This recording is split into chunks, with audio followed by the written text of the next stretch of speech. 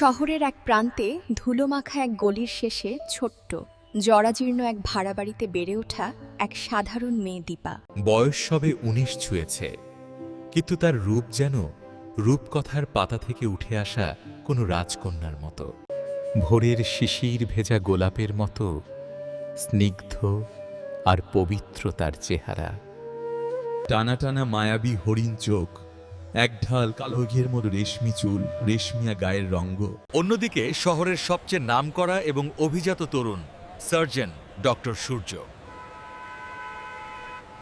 যেমন তার ডাক্তারি পেশায় আকাশ ছোঁয়া খ্যাতি, তেমনি তার রাজপুত্রের মতো সুঠাম আর আকর্ষণীয় রূপ।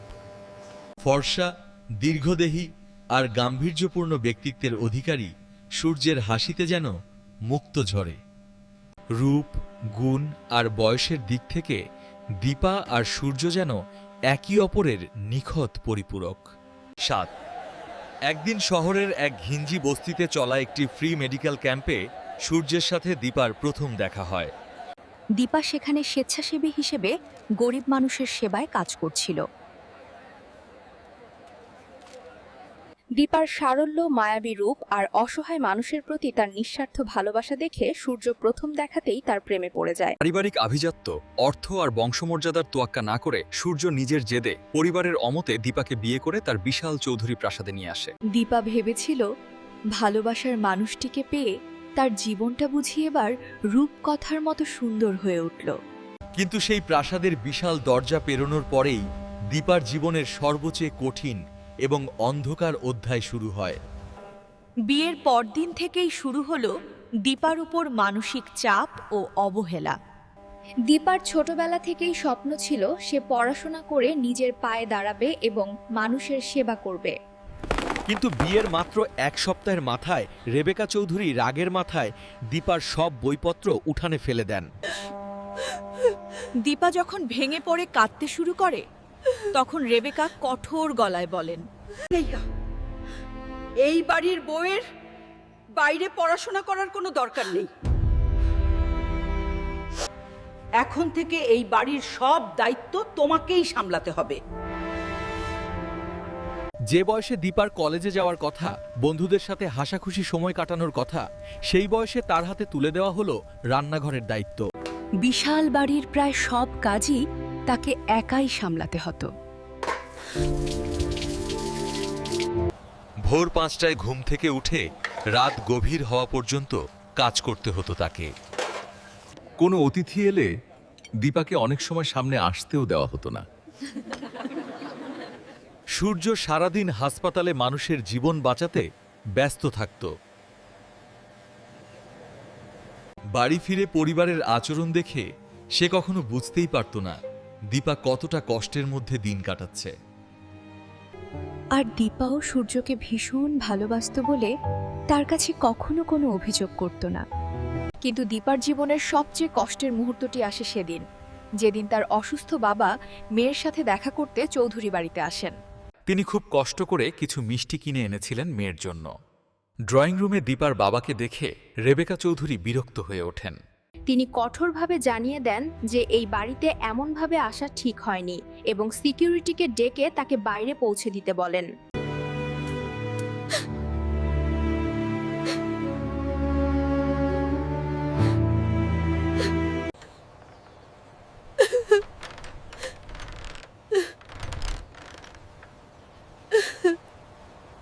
চৌধুরী প্রাসাদের চার দেওয়ালে দীপার চোখের জল আর নীরব আত্মত্যাগ খুব বেশি দিন ব্যর্থ হল না। কথায় আছে, খাঁটি সোনা আগুনে পুড়লেই তার আসল রূপ বেরিয়ে আসে। দীপার ক্ষেত্রেও ঠিক তাই ঘটল।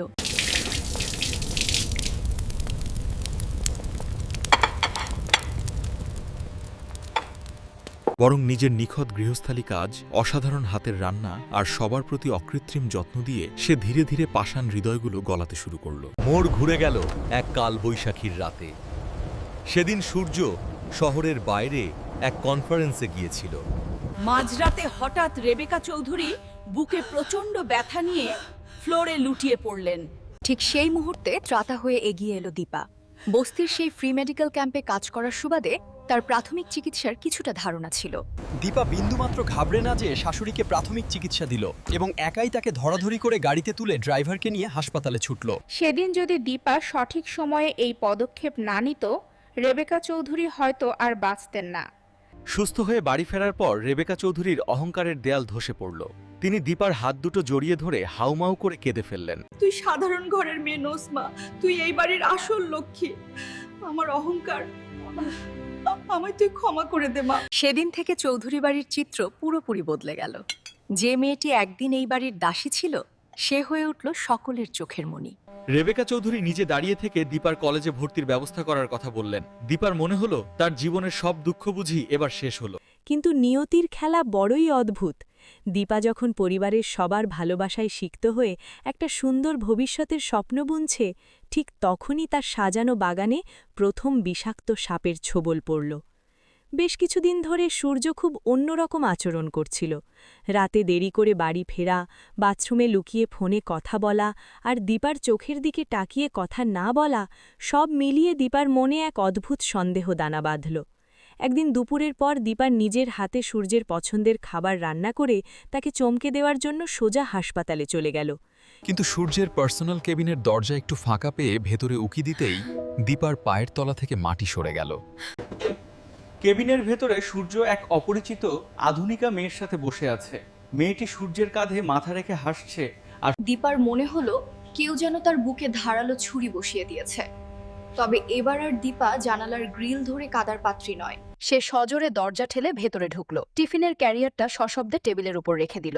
সূর্য আর ওই মেয়েটি চমকে ছিটকে দাঁড়ালো। মেয়েটি কিছু বলার আগেই দীপা এগিয়ে গিয়ে তাকে কঠোরভাবে থামিয়ে দিল। দীপা জ্বলন্ত চোখে মেয়েটির দিকে আঙুল তুলে বলল, সূর্য আমার স্বামী, ওর দিকে আর কখনো নজর দেওয়ার সাহস করো না। আজ শুধু সতর্ক করে দিলাম, এরপর কিন্তু খুব কঠিন জবাব পাবেন। মেয়েটি মুখ ঢেকে কেবিন থেকে দ্রুত বেরিয়ে গেল। সূর্য ভয়ে আর লজ্জায় পাথর হয়ে গিয়েছিল। সে বুঝতে পারল সে কত বড় ভুল করতে যাচ্ছিল। বাড়ি ফিরে সূর্য দীপার পায়ের কাছে বসে পড়ল।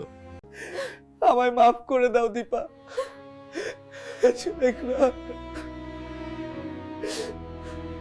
আমি একটা মোহের ঘোরে ভুল পথে পা বাড়িয়েছিলাম। আমি কথা দিচ্ছি, জীবনেও আর কোনো মেয়ের ছায়া আমার উপর পড়বে না।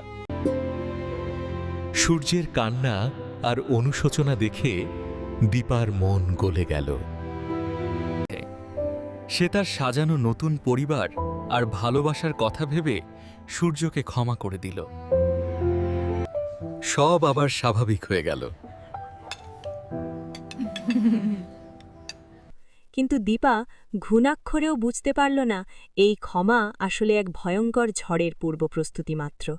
কারণ একটা বিশ্বাসঘাতক মন খুব বেশি দিন শান্ত থাকতে পারে না।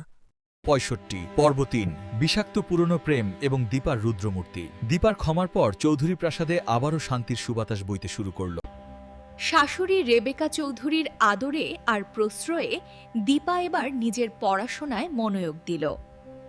কলেজে ভর্তি হয়ে নতুন এক জীবনের স্বপ্ন বুনতে শুরু করল সে। দীপা ভাবল, হয়তো সত্যই মানুষ ভুল থেকে শেখে। অন্যদিকে সূর্যও যেন পাল্টে গেছে। সারাক্ষণ দীপার আশেপাশে ঘুরে ভালোবাসায় ভরিয়ে রাখে। কিন্তু কিছু মানুষের রক্তে মিশে থাকে বিশ্বাসঘাতকতা। সূর্যের চরিত্রটাও ঠিক তেমনই ঠুনকো। শান্তির এই সময়টা খুব বেশি দিন স্থায়ী হলো না। সূর্যের জীবনে হঠাৎ করেই উদয় হলো তার পুরনো এক সহপাঠী ইরা। ইরা শুধু সূর্যের মেডিকেল কলেজের বান্ধবীই ছিল না, সে ছিল জেদি, বেপরোয়া এবং ভীষণ চতুর এক মেয়ে। ছাত্রজীবন থেকেই সে সূর্যকে পাগলের মতো চাইত। বিদেশে উচ্চতর ডিগ্রি নিয়ে দেশে ফিরেই ইরা যোগ দিল সূর্যের হাসপাতালেই। সূর্যকে বিবাহিত জেনেও ইরার কোনো ভ্রুক্ষেপ ছিল না, বরং সে জেদ ধরল যে কোনো মূল্যে সূর্যকে তার চাই চাই। ইরার এই বেপরোয়া জোড়াজুড়ি আর মোহময়ী রূপের ফাঁদে সূর্য খুব সহজেই পা দিল। যে সূর্য কিছুদিন আগেই দীপার পা ধরে কেঁদেছিল, সেই সূর্যই আবার ইরার সাথে গোপনে সম্পর্কে জড়িয়ে পড়ল। শুরু হলো আবার সেই লুকোচুরি। গভীর রাতে ইরার টেক্সট, ডিউটির নাম করে বাইরে রাত কাটানো। আর দীপার সাথে অকারণে খিটখিটে আচরণ, সব মিলিয়ে দীপার ষষ্ঠ ইন্দ্রিয় আবারও সজাগ হয়ে উঠল। দীপা এবার আর কোনো ভুল করল না। সে নীরবে সূর্যের ওপর নজর রাখতে শুরু করল। একদিন সূর্য দীপা ও পরিবারকে জানালো যে হাসপাতালে খুব জরুরি একটি ইমার্জেন্সি ডিউটি আছে, ফিরতে রাত হবে। কিন্তু দীপা সূর্যের চোখ দেখেই মিথ্যেটা ধরে ফেলেছিল। সে গোপনে সূর্যের গাড়ির পিছু নিল। গাড়ি গিয়ে থামলো শহরের এক নামিদামি প্রাইভেট রিসর্টের সামনে। দীপার বুকের ভেতরটা যেন দুমড়ে মুচড়ে যাচ্ছিল, কিন্তু সে নিজেকে শক্ত রাখল।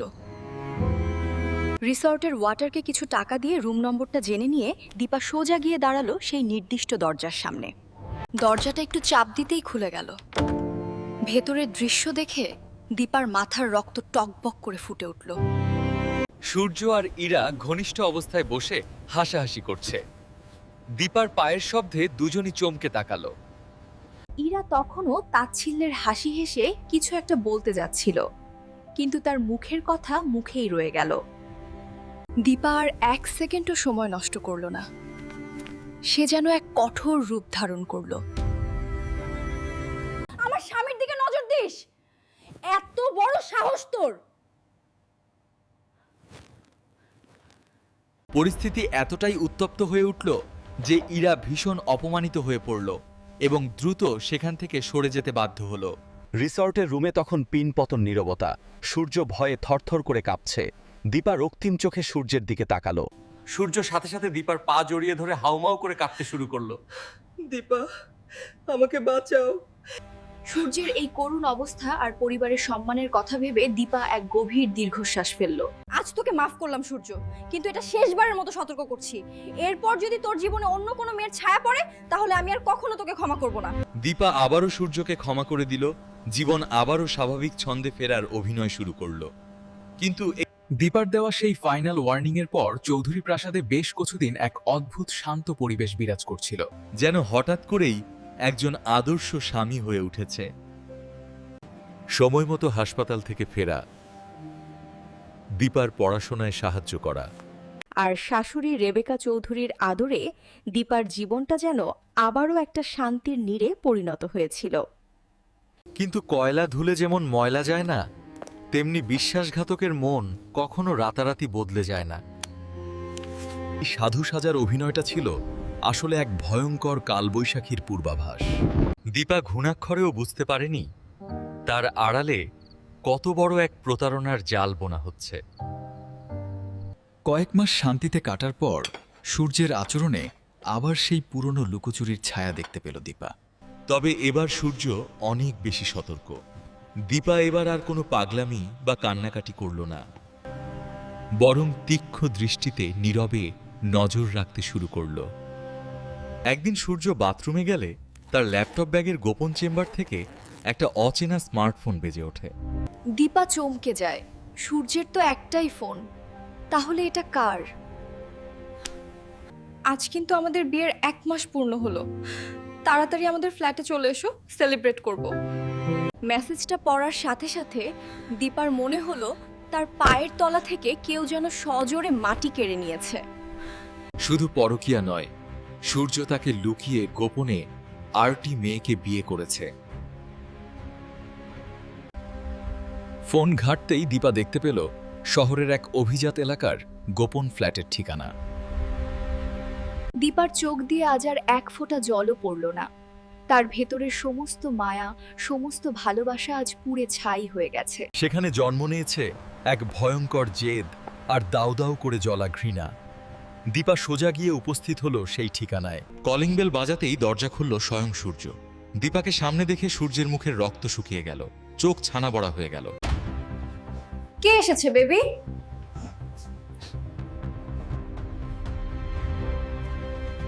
সূর্য তার স্বভাবসুলভ নাটক শুরু করে দীপার পা জড়িয়ে ধরতে গেল।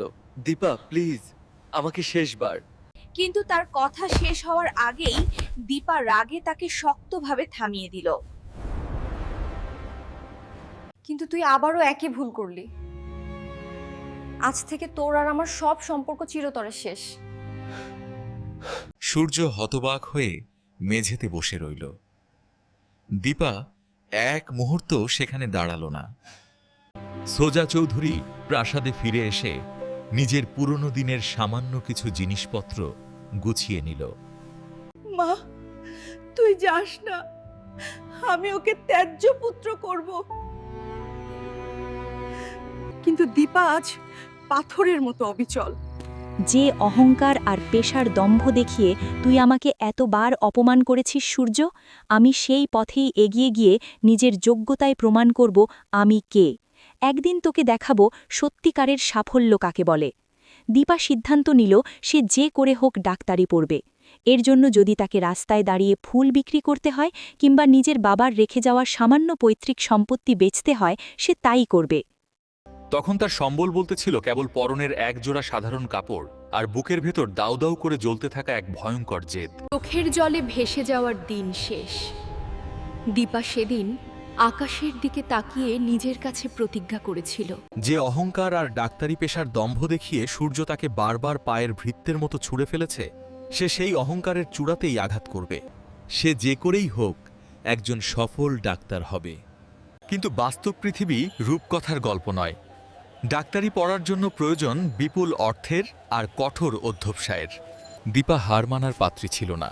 থাকার জায়গা হিসেবে সে শহরের এক কোণে ছোট একটা টিনের চালের ঘর ভাড়া নিল। যে হাতে একদিন চৌধুরী প্রাসাদের রাজকীয় রান্নাবান্না হতো, সেই হাতেই দীপা তুলে নিল গোলাপ আর রজনীগন্ধার তোড়া। নিজের পেট চালানো আর পড়াশোনার খরচ জোগাড় করার জন্য দীপা বেছে নিল এক কঠিন পথ। হ্যাঁ, দীপা শহরের বড় বড় ট্রাফিক সিগন্যাল আর নামিদামি হাসপাতালের গেটের বাইরে দাঁড়িয়ে ফুল বিক্রি করতে শুরু করলো। সারাদিন কড়া রোদে পুড়ে ফুল বিক্রি করা আর রাত জেগে পুরনো বই জোগাড় করে মেডিকেল এন্ট্রান্সের প্রস্তুতি নেওয়া, এটাই হয়ে দাঁড়ালো তার জীবনের একমাত্র রুটিন। কিন্তু শুধু ফুল বিক্রির টাকা দিয়ে মেডিকেলের বিপুল খরচ চালানো অসম্ভব। তাই দীপা এক চরম সিদ্ধান্ত নিল। তার মৃত বাবার রেখে যাওয়া গ্রামের সামান্য যেটুকু পৈতৃক জমি আর ভিটেমাটি ছিল তা সে জলের দরে বিক্রি করে দিল। বাবার শেষ স্মৃতিটুকু বিক্রি করার দিন দীপা অঝরে কেঁদেছিল। কিন্তু সে জানতো 142। দীপার এই হাড় ভাঙা পরিশ্রম বৃথা গেল না। ভর্তি পরীক্ষায় মেধা তালিকায় প্রথম সারিতে থেকে সে সুযোগ পেল দেশের সেরা মেডিকেল কলেজে। মেডিকেল জীবনের এই দীর্ঘ 5টা বছর দীপা যেন দুনিয়া থেকে সম্পূর্ণ বিচ্ছিন্ন হয়ে গেল। না ছিল তার কোনো বন্ধু, না ছিল কোনো বিনোদন।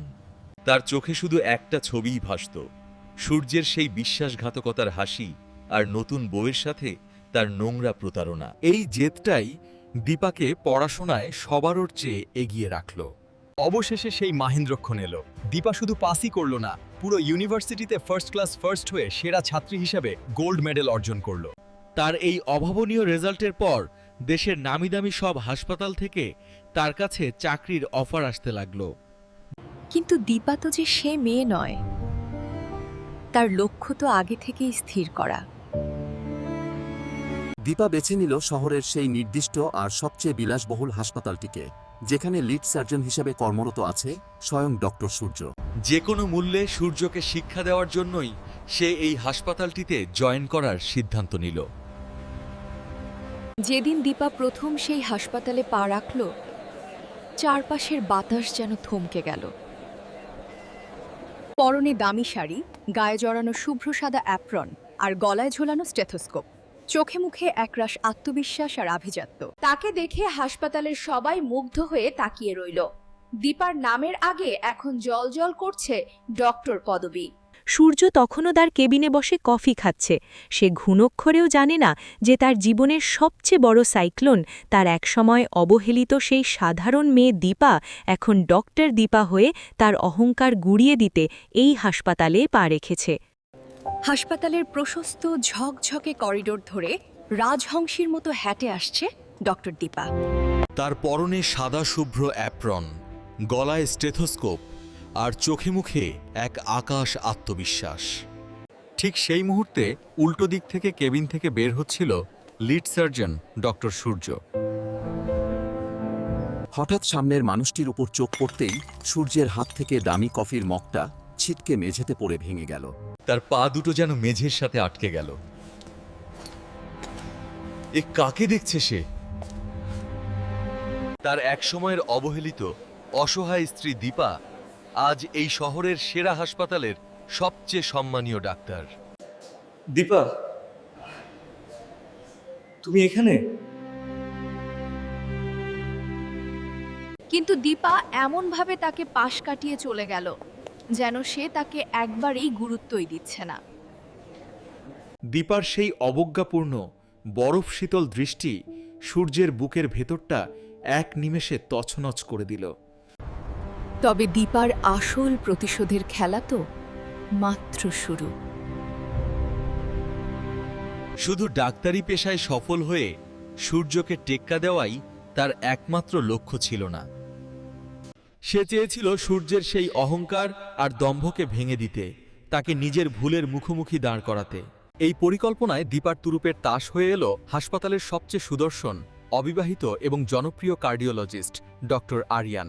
আরিয়ান দীপার খুব ভালো বন্ধু হয়ে উঠেছিল এবং দীপার অতীতের সব কষ্টের কথা শুনে তাকে সাহায্য করতে সানন্দে রাজি হলো। শুরু হলো সূর্যের ঠিক চোখের সামনে এক নকল প্রেমের নিখুঁত অভিনয়। কয়েকদিনের মধ্যেই পুরো হাসপাতালে ডক্টর দীপা আর ডক্টর আরিয়ানের প্রেমের গুঞ্জন দাবানলের মতো ছড়িয়ে পড়ল। আর এই গুঞ্জনের আগুন সবচেয়ে বেশি পুড়াতে লাগলো সূর্যকে। সূর্যের নিজের দাম্পত্য জীবন তখন চরম অশান্তিতে ভরা। তার নতুন স্ত্রী সারাদিন টাকা আর পার্টি নিয়ে মেতে থাকে, সূর্যের কোনো খোঁজই রাখে না। এমন এক বিক্ষিপ্ত মানসিক অবস্থায় একদিন দুপুরের বিরতিতে ক্যাফেটেরিয়ায় একা বসেছিল সূর্য। ঠিক তখন হাসতে হাসতে সেখানে ঢুকলো দীপা আর আরিয়ান। সূর্য আর চোখে দেখল আরিয়ান খুব যত্ন করে দীপার কপালের উপর এসে পড়া চুলগুলো সরিয়ে দিচ্ছে।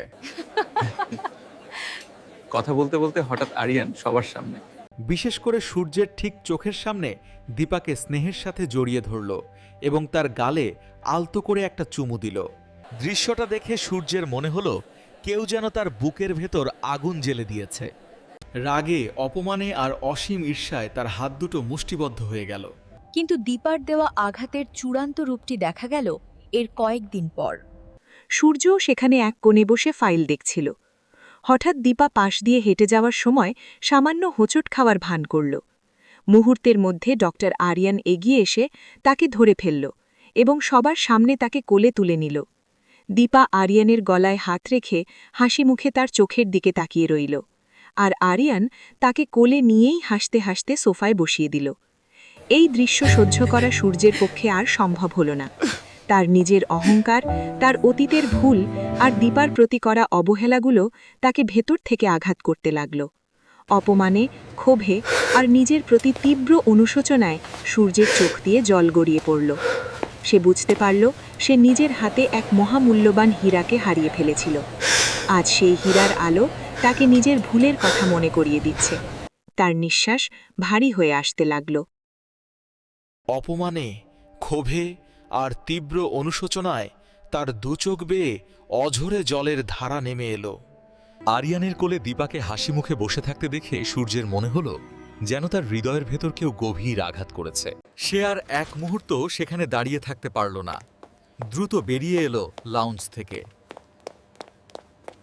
সোজা চলে গেল নিজে কেবিনে। দরজা বন্ধ করে মেঝের ওপর হাঁটু গেড়ে বসে হাউমাউ করে কেঁদে উঠল। সূর্যের চোখের সামনে সিনেমার পর্দার মতো ভাসতে লাগলো অতীতের সেই দিনগুলো। সে যখন হাসপাতাল থেকে ক্লান্ত হয়ে বাড়ি ফিরত, দীপা দরজায় দাঁড়িয়ে থাকত এক গাল হাসি মুখে। নিজের হাতে পরম যত্নে খাইয়ে দিত। শত অবহেলা আর অপমানের পরও তাকে অকৃত্রিম ভালোবাসায় আগলে রাখত। আর আজ তার বর্তমান স্ত্রী টাকার নেশায় মত্ত, গভীর রাত পর্যন্ত আজ? ক্লাবে পার্টি করে ফেরে। সূর্যের ভালো মন্দের কোনো খোঁজই রাখে না, উল্টো প্রতিবাদ করলে জোটে অপমান আর অশান্তি। নিজের হাতে সে এক অমূল্য রতনকে হারিয়ে ফেলেছিল, আর আজ সেই রতন অন্য কারো জীবনে মহার্ঘ হীরার মতো জ্বলজ্বল করছে। এই তীব্র অনুশোচনা সূর্যকে ভেতর থেকে কষ্ট দিতে লাগলো। নিজের এই মানসিক যন্ত্রণা আর সহ্য করতে না পেরে সূর্য একটা মরিয়া সিদ্ধান্ত নিল। সে টলতে টলতে এগিয়ে গেল দীপার কেবিনের দিকে। কেবিনে তখন দীপা একা বসে কিছু রোগীর রিপোর্ট দেখছিল। সূর্যকে ঢুকতে দেখে দীপা সামান্য ভ্রু কুঁচকাল, কিন্তু তার চোখে কোনো মায়া, রাগ বা ঘৃণা কিছুই ছিল না। ছিল এক চরম অবজ্ঞা আর শূন্যতা। সূর্য ধীরে ধীরে এগিয়ে গিয়ে দীপার সামনে বসে পড়ল। আমায় মাফ করে দাও দীপা।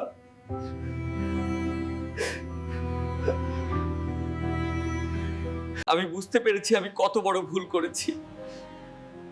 আমার অহংকার আর ভুল সিদ্ধান্ত আমাকে অন্ধ করে দিয়েছিল। আমি এখন প্রতিটা মুহূর্তে তার ফল ভোগ করছি। প্লিজ শুধু একবারের জন্য আমাকে ক্ষমা করো। আমি কথা দিচ্ছি বাকি জীবনটা তোমার বিশ্বাস ফিরিয়ে আনার চেষ্টা করব। দীপা তার চেয়ার থেকে উঠে দাঁড়ালো। সূর্যের এই করুণ অবস্থার দিকে তাকিয়ে তার ঠোঁটের কোণে ফুটে উঠল এক তাচ্ছিল্যের শীতল হাসি। ডক্টর সূর্য চৌধুরী, যে সাধারণ দীপাকে আপনি একসময় অবহেলা করেছিলেন সে অনেক আগেই বদলে গেছে। আপনি আমার বিশ্বাস ভেঙে দিয়েছিলেন। আজ আপনার এই চোখের জল আমার কাছে আর কোনো মূল্য রাখে না। আপনি যা হারিয়েছেন তা আর কোনোদিন ফিরে পাওয়া সম্ভব নয়। দয়া করে আমার কেবিন থেকে বেরিয়ে যান, নলে আমাকে সিকিউরিটি ডাকতে হবে। দীপার এই বরফ শীতল কথাগুলো সূর্যের বুকের ভেতর শেষ আঘাতের মতো লাগল। সে বুঝতে পারল তার আর কোনো ক্ষমা নেই, কোনো ফেরার পথ নেই। নিজের অহংকার, ডাক্তারি পেশার দম্ভ, অর্থবিত্ত সবকিছু আজ তার কাছে অর্থহীন মনে হতে লাগল। শূন্য দৃষ্টিতে কেবিন থেকে বেরিয়ে সূর্য নিজের টেবিলে একটা সাদা কাগজে শুধু 2টি শব্দ লিখল, পদত্যাগপত্র। তারপর নিজের দামি গাড়ি, বিলাসবহুল ফ্ল্যাট, খ্যাতি সবকিছু পেছনে ফেলে রাতের অন্ধকারে এক অজানার উদ্দেশ্যে হেঁটে বেরিয়ে গেল। যে সূর্য একদিন দম্ভভরে পৃথিবীকে শাসন করতে চেয়েছিল, সে আজ নিজের ভুলের ভার সইতে না পেরে সব ছেড়ে চিরতরে নিরুদ্দেশ হয়ে গেল। সূর্যের হঠাৎ পদত্যাগ ও নিরুদ্দেশ হওয়ার খবরে পুরো হাসপাতালের রীতিমতো তোলপাড় শুরু হয়ে গেল। কেউ বুঝতে পারল না শহরের সবচেয়ে সফল এবং অহংকারী ডক্টর সূর্য কেন হঠাৎ করে নিজের এত বড় ক্যারিয়ার, গাড়ি বাড়ি সব ছেড়ে শূন্য হাতে কোথায় হারিয়ে গেল। কেবল একজন মানুষ এই পুরো ঘটনার পেছনের সত্যটা জানত, আর সে হল ডক্টর দীপা। সূর্যের শূন্য কেবিনের দিকে তাকিয়ে দীপার মনে কোনো উল্লাস কাজ করল না, বরং সে একটা দীর্ঘশ্বাস ফেলল। এদিকে ডক্টর আরিয়ানের সাথে দীপার সেই বহুল আলোচিত প্রেমের আসল সত্যটাও এবার সবার সামনে চলে এলো। যেদিন সূর্যের পদত্যাগের খবর নিশ্চিত হলো, সেদিনই ডক্টর আরিয়ান পুরো হাসপাতাল স্টাফদের মিষ্টি খাওয়ালেন। সবাই যখন অবাক হয়ে কারণ জানতে চাইল, তখন আরিয়ান হাসি মুখে তার আসল বাগদত্তাকে সবার সাথে পরিচয় করিয়ে দিলেন। Aryan, as a good friend, only performed that perfect act of love Just to ignite the fire of jealousy in Surjo's heart and make him realize his mistake. দীপার উদ্দেশ্য সফল হতেই সেই নকল নাটকেরও অবসান ঘটল। Congratulations, Dr. Deepa. Well deserved. Thank you, sir. I appreciate your trust. যে মেয়েটিকে একদিন দরিদ্র ঘরের মেয়ে বলে চৌধুরী বাড়ি থেকে অপমান করে বের করে দেওয়া হয়েছিল, আজ 219 দীপা তার শিকড়কে ভুলে যায়নি। সে হাসপাতালের একটি বিশেষ ফ্লোর শুধু গরিব এবং অসহায় রোগীদের বিনামূল্যে চিকিৎসার জন্য বরাদ্দ করল। যে ফ্রি মেডিকেল ক্যাম্প থেকে তার জীবনের ট্র্যাজেডি শুরু হয়েছিল, আজ সেই অসহায় মানুষদের মুখে হাসি ফোটাচ্ছে স্বয়ং ডক্টর দীপা। অন্যদিকে নিয়তি সূর্যের জন্য এক কঠিন বাস্তবতার ব্যবস্থা করে রেখেছিল। বছর 5 পরের কথা, শহরের সীমানা ছাড়িয়ে বহুদূরের এক ধুলোমাখা মফস্বল গ্রাম। সেখানে রাস্তার ধারের এক জরাজীর্ণ দাতব্য চিকিৎসালয়ে একজন অবয়স্ক ক্লান্ত মানুষ সামান্য কম্পাউন্ডার হিসেবে কাজ করে। পরনে মলিন পোশাক, মুখে খোঁচা খোঁচা দাড়ি, আর চোখে মুখে একরাশ শূন্যতা। হ্যাঁ, এই মানুষটিই একসময়ের দাপুটে লিড সার্জন ডক্টর সূর্য চৌধুরী। তার দ্বিতীয় স্ত্রী তার ব্যাংকের সমস্ত টাকা আর ফ্ল্যাট প্রতারণা করে নিজের নামে লিখিয়ে নিয়ে অন্য এক ব্যবসায়ীর সাথে বিদেশে চলে গেছে। সূর্যের পরিবারের সেই মিথ্যা আভিজাত্যের অহংকারও ধীরে ধীরে ভেঙে পড়ে গেছে। আজ সূর্যের না আছে কোনো আপনজন, না আছে কোনো সম্মান। সে ঈশ্বরের কাছে ক্ষমা চায়, কিন্তু সেই কান্নার আওয়াজ শোনার মতো কেউ আজ তার পাশে নেই। প্রতিদিন রাতে সে যখন তার ভাঙা ঘরে একা বসে থাকে, তখন দীপার সেই নিষ্পাপ মুখ আর নিজের করা ভুলগুলোর স্মৃতিগুলো তাকে তিলে তিলে কষ্ট দেয়। জীবন সত্যই এক বড় আয়না। এখানে যে যেমন কর্ম করে তাকে ঠিক তেমনই ফল ভোগ করতে হয়। দীপা প্রমাণ করে দিল নারী দুর্বল নয়। তারা চাইলে নিজের পরিশ্রমে ফিনিক্স পাখির মতো ছাই থেকে উঠে দাঁড়িয়েছে আকাশ ছুঁতে পারে। আর অহংকার এবং প্রতারণা মানুষকে একসময় তার নিজের ভুলের ফলের মুখোমুখি দাঁড় করিয়েই দেয়।